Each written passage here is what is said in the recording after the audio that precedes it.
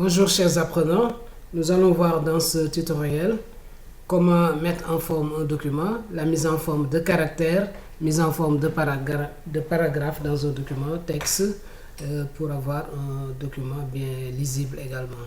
Donc, première chose à faire après avoir lancé le document, il faut enregistrer toujours, donc c'est des rappels de base. On peut enregistrer avec fichier, enregistrer sous et choisir le dossier d'enregistrement, mes documents par exemple.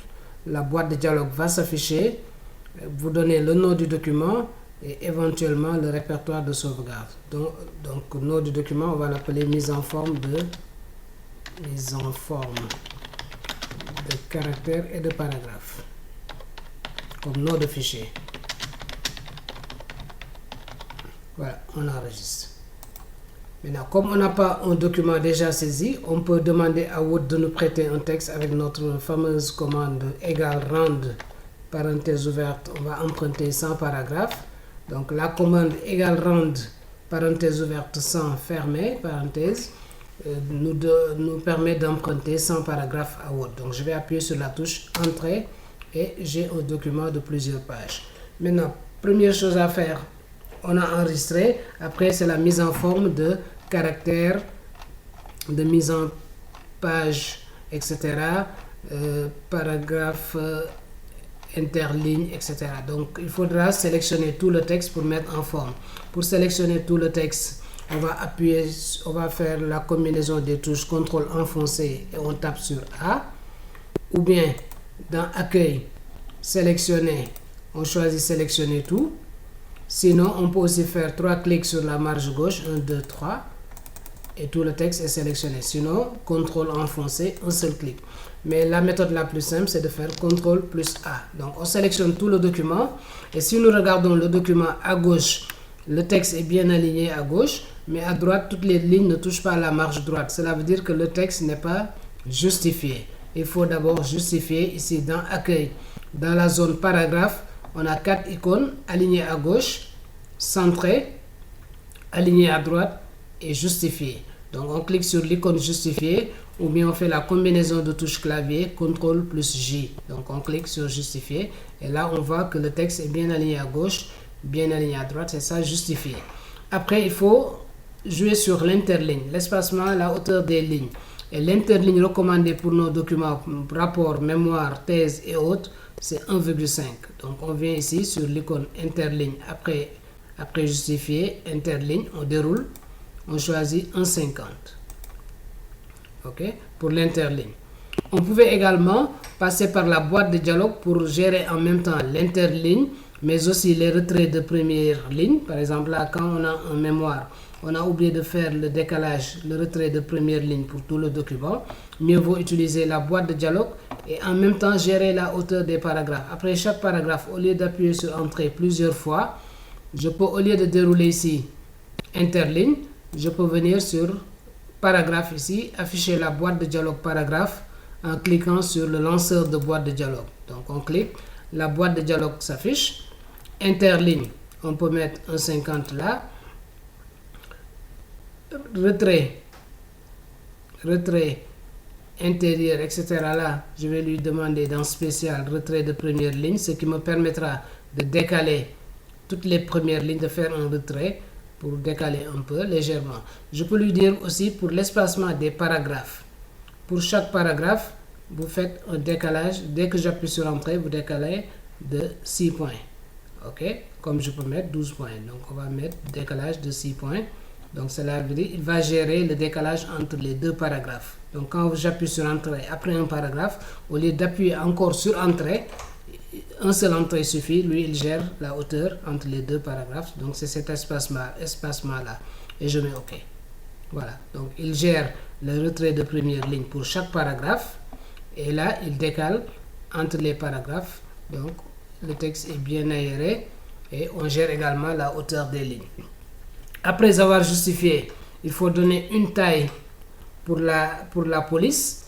Et la taille recommandée pour nos rapports scientifiques, mémoire, thèse et autres, entre 12 et 14. Donc on va essayer de mettre 14.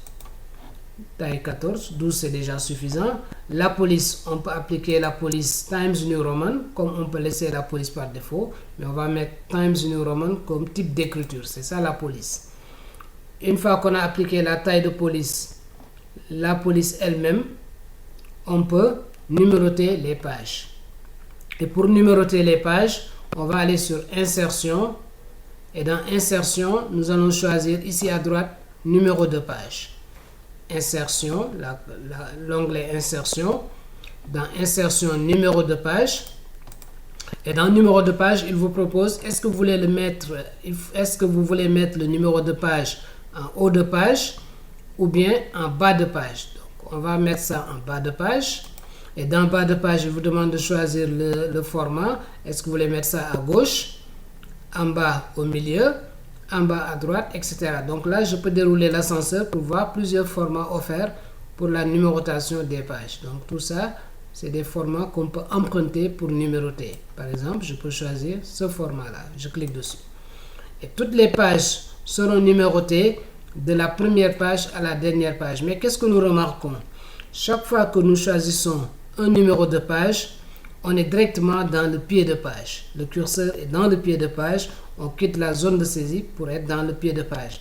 Donc, il faut retourner dans le texte normal en fermant l'entête et le pied de page ici, ou bien en double-cliquant dans le corps du texte. Donc, on peut fermer, voilà, et on revient dans notre texte normal. Et si nous parcourons notre document, nous voyons que toutes les pages sont numérotées de la première à la dernière page. Donc, dans le cours suivant, nous verrons comment personnaliser les entêtes de page, comment personnaliser les pieds de page, gérer les numérotations par page, etc. Voilà pour ce premier module, pour ce premier tutoriel sur la mise en forme de caractères, mais aussi on va ajouter la mise en forme de caractères. On peut appliquer une police, une couleur de police, on peut souligner, on peut mettre en forme des caractères. Donc pour mettre en forme des caractères, par exemple, je veux sélectionner la première ligne, je clique sur sa marge gauche, un menu contextuel s'affiche. Ce menu contextuel, c'est cette zone-là, police, qui est là, c'est le raccourci de cette zone police. Donc dès que je sélectionne une ligne ou un groupe de mots, le menu contextuel s'affiche et me propose, par exemple, si je veux mettre la ligne en gras, je clique sur gras. Si je veux souligner un paragraphe, je sélectionne le paragraphe, soit en faisant glisser la souris pour sélectionner un paragraphe, ou bien je peux faire deux clics sur la marge gauche pour sélectionner un paragraphe, et pour souligner ce paragraphe, je clique sur S, ou bien CTRL plus S, ou bien je viens là, je clique sur S. Si je veux appliquer une couleur de police, la couleur des écritures pour ce paragraphe en bleu, je sélectionne le paragraphe, et dans couleur de police là, le A là, je déroule, et je choisis la couleur que je veux, bleu. Ou bien je viens ici, dans la zone police, je choisis la couleur de police que je veux pour mes écritures. Si je veux mettre en italique une citation par exemple, là nous avons une citation, je sélectionne, voilà,